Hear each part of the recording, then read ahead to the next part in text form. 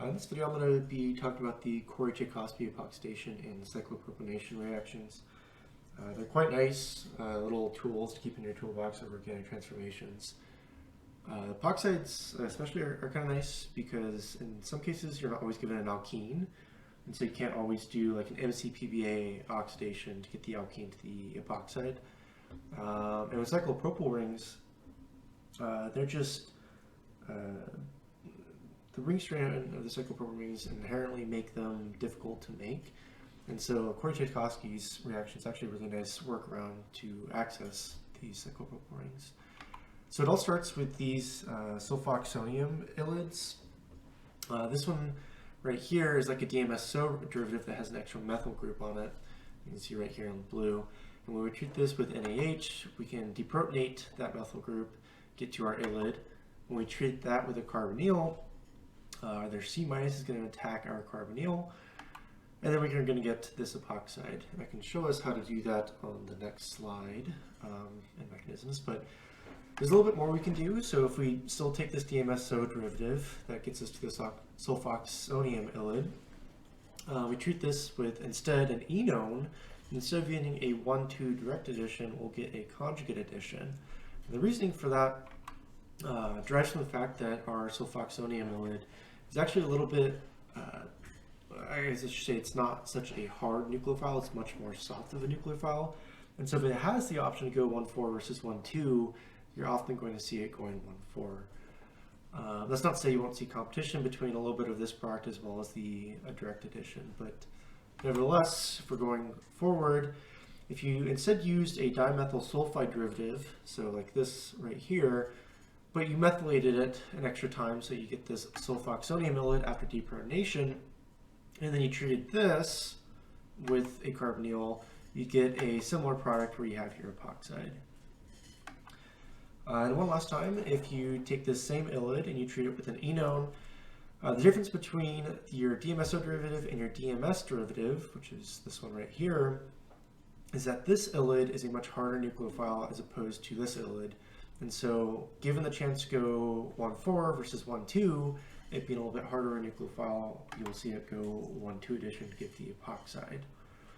How does this work? So if you have your sulfoxonium ylid right here, and it sees a carbonyl, attacks the carbonyl, the oxygen gets the lone pair of electrons, which will then intramolecularly swing around through an SN2-like kickout of DMSO right here to give you your epoxide.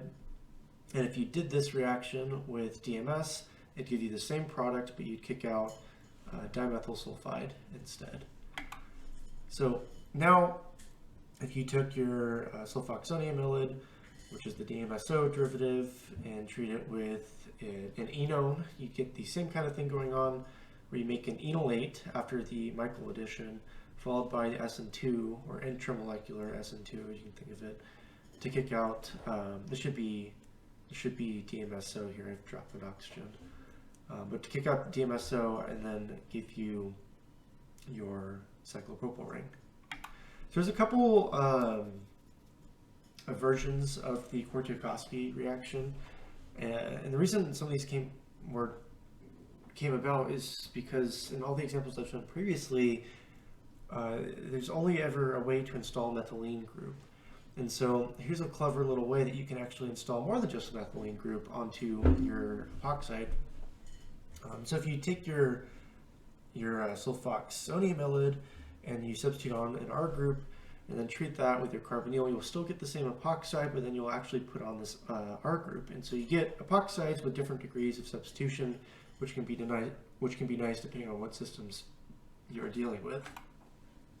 Similarly, if you treat your sulfoxonium ylid with an amine, then you can actually achieve the aziridines. So a nice little functional group, can be tricky to make, and this is a nice little tool to remember. So now the last thing I'll leave you guys with is a little synthesis problem. And so if you were given the task of trying to make this molecule right here without using any sort of a benzoin reaction, benzoin reaction, just so we're clear, would give us the same product but with the alcohol here instead of the carbonyl, so it would give you the benzoin functional group. But if you couldn't use a benzoin reaction, how would you do this? And I'll let you all think for a minute. And so I'll just go ahead and put all the answers up right at once. So hopefully you have it all down. The way I came about making this is, so if you had bromobenzene, or benzylbromine, excuse me, you treat that with some sulfur derivative. You can actually, and then treating with NaH, you can make your sulfoxonium amide.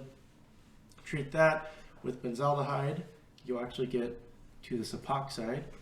The epoxide can then do an epoxide ring opening under acidic conditions. If the acidic conditions are H3O+, you'll get the diols, the 1,2 diol, and then a simple oxidation will get you to your diketone derivative here. Okay, and that's all I have for this reaction. That was a Corey-Chaykovsky